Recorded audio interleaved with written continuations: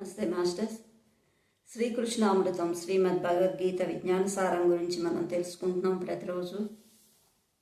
అయితే ఈరోజు మరికొన్ని విషయాలను తెలుసుకుందాం. వేరే ఆలోచన లేకుండా నిత్యము తనను తానే నమ్ముకొని తన స్వీయ ఆత్మధ్యానంలో ఉంటూ తనను తాను సేవించే వారికి యోగక్షేమాలు నేనే చూసుకుంటాను. అంటే మనం ఏ పని చేసినా సరే ఆలోచనలో మాత్రం చూడండి, కృష్ణార్పణం అంటారు. ఏం చేసినా కొంతమంది కృష్ణార్పణం అంటారు. అలాగా భగవంతుడికి అర్పితం చేస్తూ మనం ఏ పనులు చేస్తున్నా లోపల మాత్రం భగవత్ తత్వంతో ఆరాధిస్తూ భగవంతుడి ధ్యానం చేస్తూ వెళ్తూ ఉంటే, అలా చేస్తూ తన పనులు చేసుకుంటూ ఉన్న వాళ్ళకి వాళ్ళ యోగక్షేమాలు నేనే చూసుకుంటాను అని తెలియజేస్తున్నారు శ్రీకృష్ణ పరమాత్మ. మన పనులను మనం చేసుకుంటూనే ఉండాలి. అప్పుడు పరమాత్మను శ్రీకృష్ణుడు, ఆ వేదవ్యాసులు ఎవరో ఒకరు పరమ ఆత్మ ఆధ్యాత్మికంగా మనకు అండగా ఉండి మనల్ని నడిపించే పరమ ఆత్మ మన యోగక్షేమాలు తానే వహిస్తుంది. ప్రాపంచికంగా భౌతికంగా మనకిచ్చే రక్షణ క్షేమం అనబడుతుంది. యోగం అంటే ఆధ్యాత్మిక పురోగతి. ప్రాపంచిక ఆధ్యాత్మిక రక్షణ కవచంగా ఒకానొక పరమాత్మ మనకు సిద్ధంగా ఉంటాడు.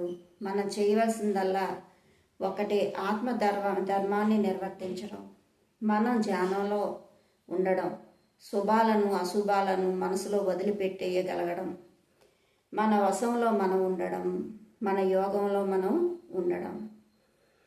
ప్రాపంచికంగా కానీ భౌతికంగా కానీ ఏ రకంగా అయినా సరే మనకి పరమ ఆత్మలు అంటే ప్రతి కాలంలో ఆ కాలాన్ని ఉద్ధరించడానికి పరమాత్మలు లాంటి వాళ్ళు భూమి మీద దిగి వస్తూ ఉంటారు. అక్కడ వాళ్ళందరికీ తెలియచెప్పడానికి. ఆ కాలంలో శ్రీకృష్ణ పరమాత్మ, వేదవ్యాసులు అయితే, ఈ కాలంలో ఎంతోమంది మహానుభావులు ఉన్నారు. అయితే పిరమిడ్ సొసైటీ బ్రహ్మశ్రీ పితామహ పత్రిజీ ద్వారా ఈ శ్రీకృష్ణ అమృతం మనం తెలుసుకుంటున్నాం. కాబట్టి పరమ ఆత్మగా బ్రహ్మశ్రీ పితామహ పత్రిజీ మనకు తెలియచేశారు ధ్యానాన్ని.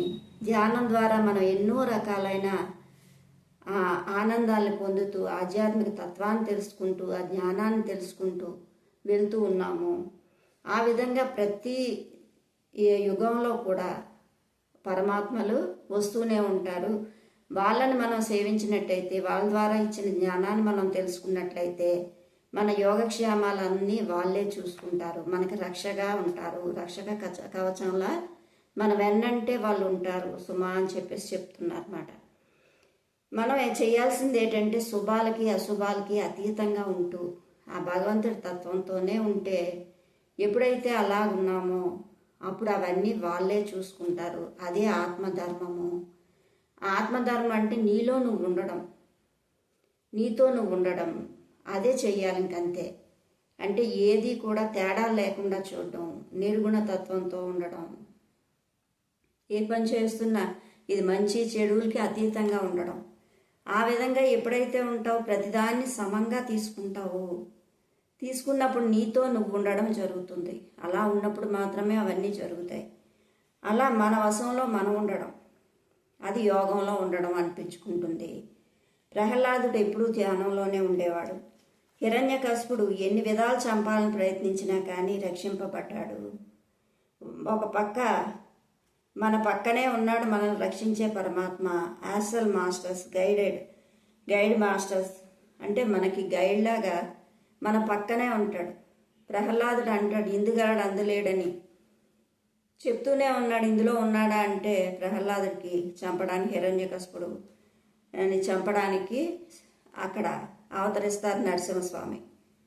అంటే అలాగా కోరికతో, బలమైన కోరికతో ఎప్పుడైతే భగవంతుడిని మనకి మనం అర్పించుకొని మన వశంలో మనం ఎప్పుడైతే ఉన్నామో మనకి యాస్ట్రల్ మాస్టర్స్ గైడ్ లాగా మన వెన్నంటే ఉంటారు. ధ్యానం చేసిన ప్రతి ఒక్కరికి కూడా ఒక ఇద్దరు మనకి ఆ తల్లి తండ్రి ఎలాగైతే ప్రాపంచికంగా ఉంటారో ఆధ్యాత్మికంగా ఒక ఇద్దరు మాస్టర్లు మన వెన్నంటే ఉంటారు. ఇది నా అనుభవపూర్వకంగా తెలుసుకున్న సత్యము. అలా ఎప్పుడు మన వెన్నంటే ఉంటూ మనకు సపోర్ట్ చేస్తూ ఉంటారు. మన కళ్ళకు కనిపించరు కానీ తాను మనకు చేయాల్సింది మాత్రం చేస్తారు. కనుక మనం చేయాల్సింది మనం చేస్తే మన యోగక్షేమాలు పరమాత్మలు చూసుకుంటారు. ధ్యానం రక్షితి రక్షిత.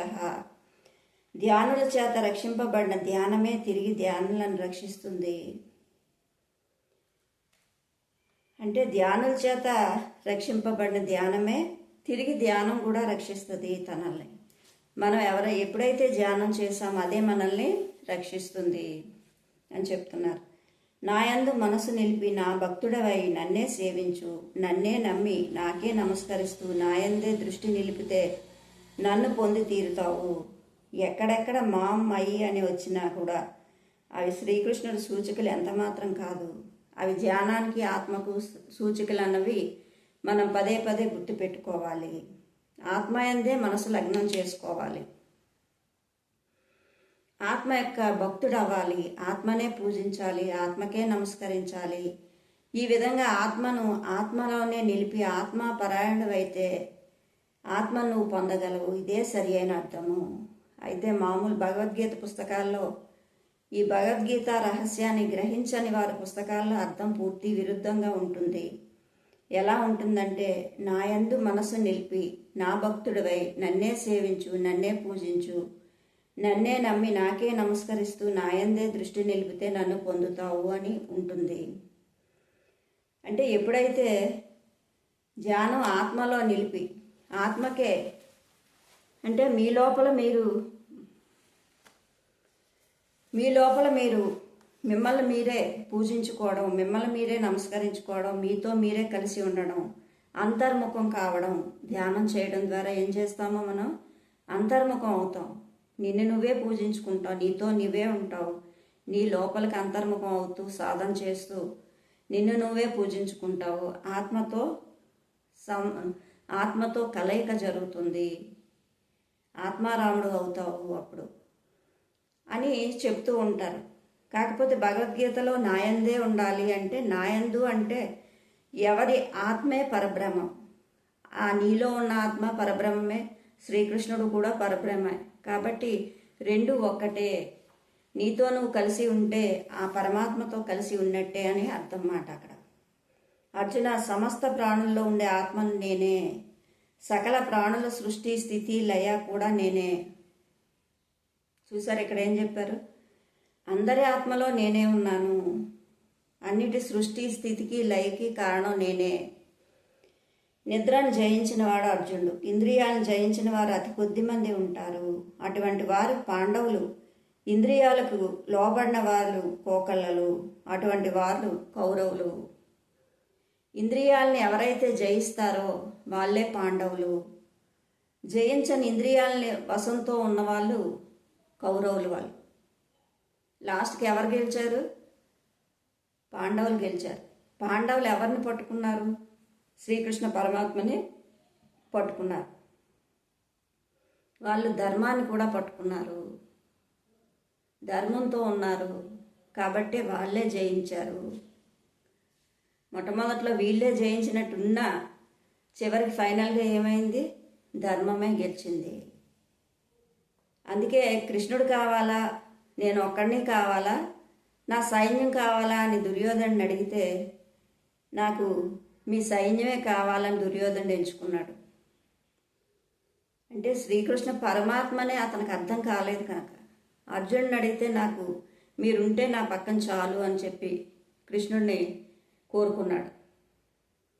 అంటే ఒక పరమాత్మను అర్థం చేసుకోవాలంటే వాళ్ళు కూడా పరమాత్మలుగా ఉంటేనే అర్థం చేసుకోగలరు.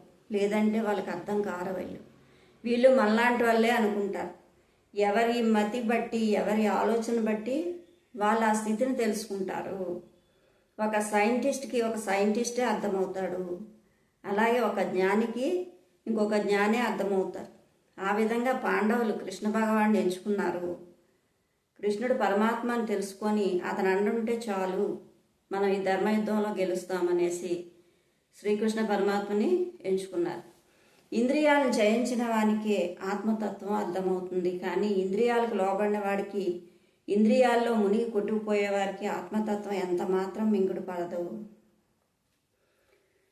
ఓ కృష్ణుడు, ఓ వేదవ్యాసుడు, పాండవులంటి వారికే అవసరము. నేర్చుకునే తత్వం లేని వారు కౌరవులు. వాళ్ళకి ప్రాపంచిక రాజ్యాలే కావాలి. వాళ్ళకి ఆత్మ యొక్క సిద్ధత్వంతో పని లేదు. ఎవరైతే సత్యాన్ని కోరుకుంటారో వారికి సత్యం తప్పకుండా ప్రబోధించబడుతుంది.